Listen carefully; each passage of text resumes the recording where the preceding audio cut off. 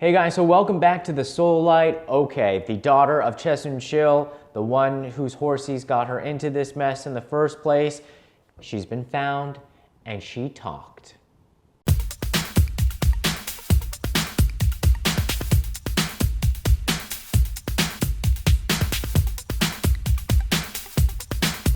So Chung Yoo-ra was in Germany, and it looked like she had fled or gone to Denmark. Some reports say that she left Germany in a hurry. She left her 10 dogs and cat at home, just abandoned them. When she was speaking to reporters at the prison in Denmark, she did seem like a young girl, a young 20-year-old girl, college dropout, who is a bit bewildered by the whole mess. And what has been noted in Korean media, and even if you just watch and observe, is that she talks. She is asked a question and she just bloop, blurts out what seems to be on her mind and even adds additional information. So I know what you guys are all thinking, because I thought it too. This is a girl who is the daughter of somebody who is being accused of, among other things, as being one of the masterful con women of our day, to be able to wrangle the proxy power of the president of South Korea. So why should we think that the daughter is any different in terms of her magical skills at speaking? And I will say that I am still suspicious, because this is what good con people do, is to make you really believe that, oh, they're telling the truth. And I felt like my wall of doubt just like disappeared when she just started talking, because it seemed so earnest, it seemed so innocent. And then the story, the backstory that she presented that made it seem like it was true, is based on the following. She presents herself as an isolated damsel in distress overseas. She says that she does not have a good relationship with her father. She does not have a good relationship with her mother, her cousin, not good relationship, and her baby's daddy. Yes, she has a baby daddy. Not good.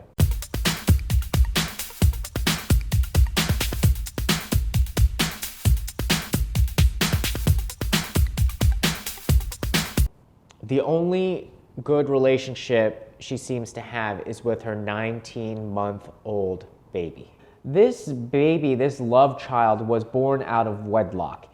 And the husband, or if it was a marriage, it was a very short marriage, because apparently they are divorced. He was, among other things, like a cell phone dealer, and one of those guys that hand out flyers for people to come to nightclubs, like especially in the young areas, like in Seoul. They're called Biki, and that job is looked down upon by most people, and especially somebody who is, if you're a mother of an equestrian athlete who's friends with the president, that would be, oh, no way would a guy like that touch my precious daughter.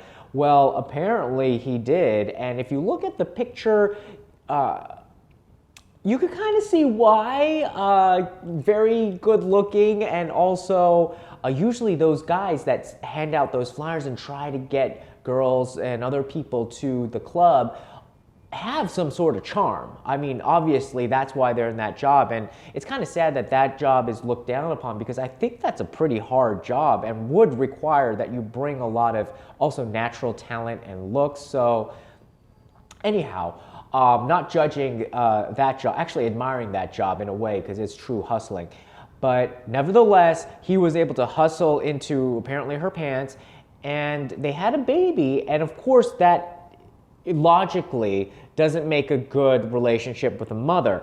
Her cousin, who is also being investigated for probably having a hand in setting up some false paper companies or foundations to extort money, told her apparently to get an abortion. That didn't go over well with Chung Yoo-ra. And so she's presenting herself in a way where she's saying that she is just a victim. She has no body. She wants to come back to Seoul. She was even painting herself as somebody who was poor, not living well while she was in Seoul. She said, oh, my mom was living in Gangnam. I was living in Sillim-dong. Sillim-dong is an area right next to Seoul National University, and it is full of drinking establishments. It's got a lot of character. I mean, the rent is cheap. It can be a little on the sleazy side, but it's also kind of a favorite place for young people to live. And a lot of people love that area.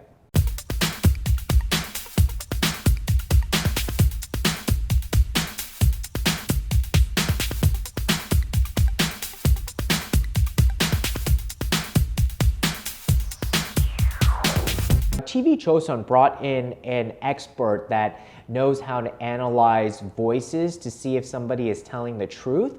And he actually said 90% of what she said seemed to be truthful. Whoa! But apparently there were 3 instances where this professor, this voice analyst, said that the vocal tone said that it went below a 90% probability that she was telling the truth. So the first was the instance when she said she had only met Cha In-taek once, and Cha In-taek is the director who is also linked to a lot of the scandals and corruption and influence peddling. And second, she also said that she only had 1 horse left. That very expensive horse that Samsung reportedly had bought for her had been taken away. Her vocal patterns had changed when she talked about that. And then also when she said that she was penniless, her voice changed a bit. So those are the parts where, you know, they were a bit suspicious based on this whole like vocal study, but of course that's not definitive. But what was interesting was how she basically said that she probably knew who the Jusa Ajumma was, who is apparently the person that was administering the injections into President Park and to her mother.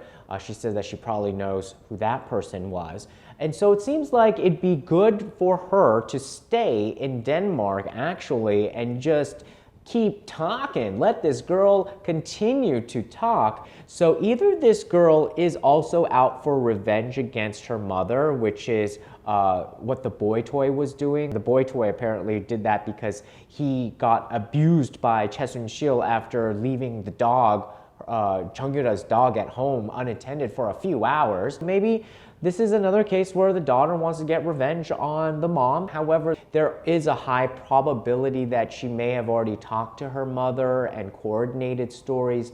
Who knows at this point, because there's nothing is what it seems with this family or this group of people, and so you can't really take things at face value. She may be throwing us off the trail by deliberately saying things. So what do you think? Do you think she's lying? Do you think she's sort of lying, sort of telling the truth? Or do you think she's actually as truthful as she sounds? It is really interesting to think about, and it's so great to finally see a recent interview with her, to hear her voice and see what she is going through and how she is presenting her case. All right, guys, thanks so much for watching. It's been great having you again here on the Seoulite. Love you guys. Bye.